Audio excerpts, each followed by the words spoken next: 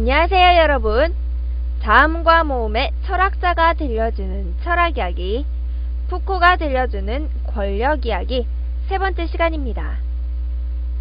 2장에서 살펴봤듯이요, 광기 문제를 통해서 권력의 폭력성을 비판하고 정신의학과 권력의 그 둘의 관계를 심층적으로 파헤친 푸코가요, 이제 70년대로 넘어가면 감옥의 권력에 대해서 비판을 하게 됩니다. 자, 그럼 책을 통해서 구체적으로 알아보도록 하겠습니다. 3장 감옥의 권력입니다. 자, 우리 친구들이요, 서대문 형무소에 와서 여러 공부를 하다가 문득 의문이 생깁니다. 왜 이런 감옥이 생겨난 걸까 하고 말이죠.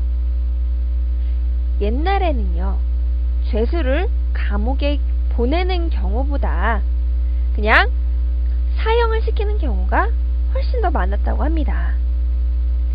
그리고 죄인이 죄를 지은 것에 따라서 사형시키거나 감옥에 보내는 결정은 무조건 왕이 결정했다고 합니다.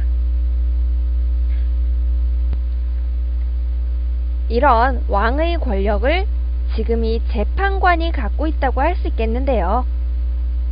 왕이나 재판관이 형벌을 결정할 때 사형시키는 것보다 감옥에 보내는 것이 처벌을 약하게 하는 거겠죠.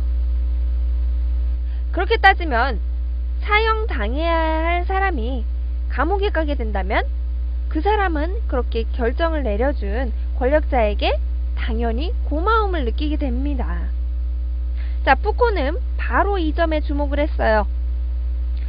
가벼운 형벌을 받고 감옥에 가게 되는 사람은 권력을 가진 사람에게 고마운 마음을 자연스럽게 갖게 될 것이고, 그렇게 된다면 복종을 하게 된다, 이런 점에 주목을 한 거죠. 바로 이것이 감옥의 권력이라 할 수 있겠습니다.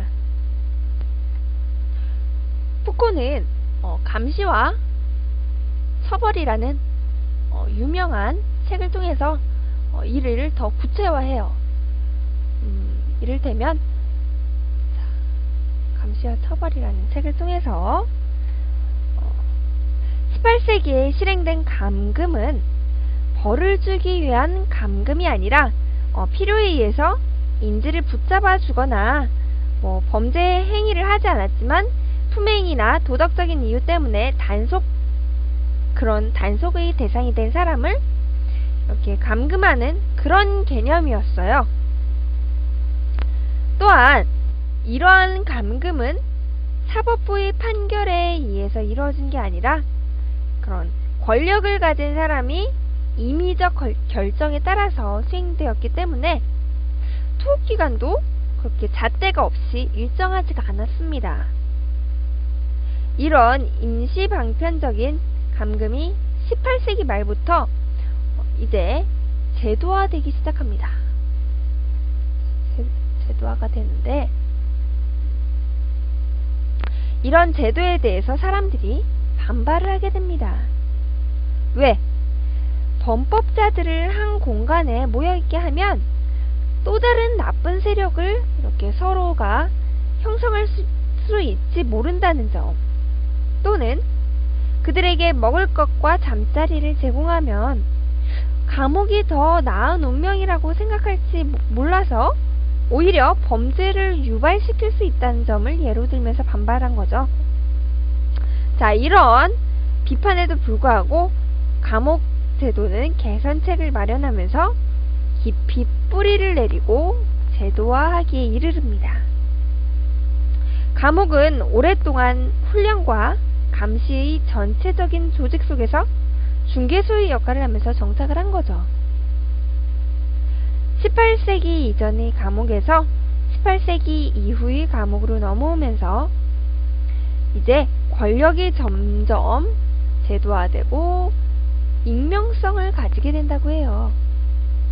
또한 개개인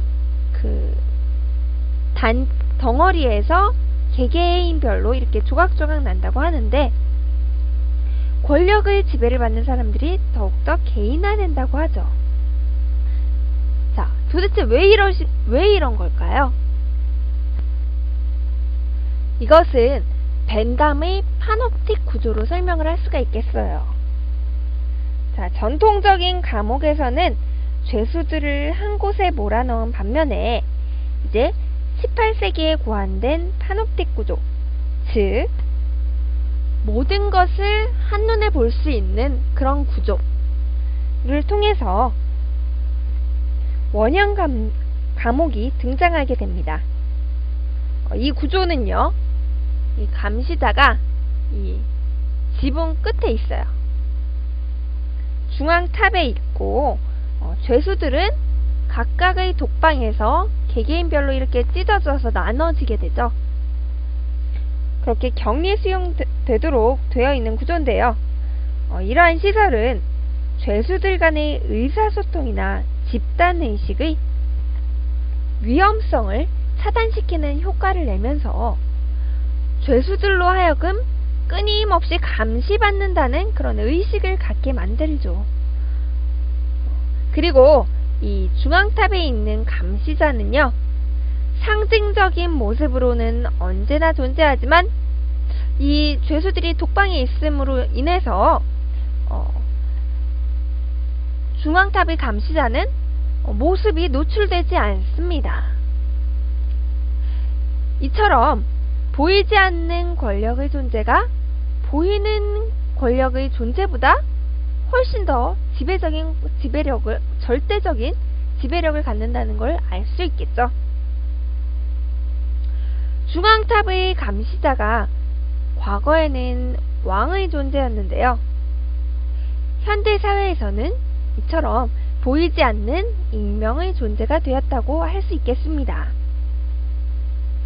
또한 감옥을 독방으로 나눈 것처럼요, 사회에서 배척받은 사람들을 개개인으로 고립시키는 행위를 통해서 이렇게 권력을 점점 키워나가게 되는 겁니다. 이렇게 처벌과 징계와 훈련을 통해서 말이죠. 이 중에서 훈련은 인간을 제조하는 작업이라고 할 수 있어요. 권력자가 감옥에 갇힌 사람들을 자신이 원하는 인간상으로 그렇게 만들어낼 수 있다는 거죠. 이와 같은 지배와 예속이라는 권력은 무엇을 나타내느냐? 생산성을 나타낸다. 자. 이처럼 권력을 통해서 생산성, 즉 유익한 결과를 이끌어낸다고 할 수 있겠습니다. 이처럼 권력이 단지 지식과 권력 이런 관계로 존재할 뿐만 아니라요, 감옥에 가는 것과 같이 직접적으로 신체에 작용하는 권력임을 깨닫게 됩니다. 이처럼 신체에 직접 작용하고 신체에 새겨지는 권력은 푸코는 생체 권력이라고 보았어요. 이러한 권력은 금방 얘기했던 것처럼 생산성을 지닌다고 할 수 있겠습니다. 이제 4장 부모의 권력에 대해서 알아보도록 하겠습니다. 자, 우리 책에서는요, 상민이가 할머니를 뵙기 위해서 학원을 빼먹으면서까지 병원에 오다 보니까 엄마가 무척 화가 났습니다. 하지만 상민이도 공부하고 싶을 때가 있는 거고 너무 하기 싫을 때도 있는 겁니다. 오늘은 학원 수업도 중요하지만 할머니가 너무 보고 싶었다고 하네요. 매일 공부하라는 소리를 듣는 것도 지친다고 이렇게 말을 하고 있습니다. 자, 이렇게 자식의 의견을 무시하고 엄마가 하라는 대로 하라고 이렇게 명령을 하는 것도 부모의 권력입니다. 부모님은 자식보다 힘이 있다는 이유로 지배하려고 하는 거예요. 푸코는 이처럼 자식을 존중해 주기를 바랍니다. 자, 이 밖에도요, 이 세상에는 숨어있는 권력들이 너무나 많습니다. 이를테면 남자가 여자를 지배하려는 권력 같은 거요. 옛날엔 힘이 센 남자들이 연약한 여자를 지배하면서 여자들은 사회활동도 하지 못하게 했고 공부도 마음대로 못하게 했습니다. 또 다른 권력을 들자면 행정상의 권력을 말할 수 있겠습니다. 예를 들어서 이사를 할 때요. 우리는 동사무소에 가서 꼭 신고를 해야 되죠. 이러한 행정상의 복잡한 문제를 공무원들이 편의를 위해서 강요하는 것을 행정상의 권력이라고 말을 합니다. 자, 어쨌든 중요한 것은 권력에 복종한 수동적인 삶을 사는 게 아니라 권력에 이끌리기보다는 스스로 결정하고 행동할 줄 아는 주체적인 사람이 되어야 한다는 거죠. 자, 여기도 나오네요. 스스로의 철학. 자, 나의 권력. 이렇게 말을 하고 있는데 내 행동의 주인은 나니까요. 내 행동의 책임 또한 내 스스로에게 있겠죠. 즉, 스스로에게 권력을 행사하면서 사회의 규범이나 체계를 비판적으로 바라본다면 충분히 올바른 판단을 내리고 행동할 수 있을 겁니다. 이렇게 해서 숨어있는 권력들을 같이 공부를 해봤고요.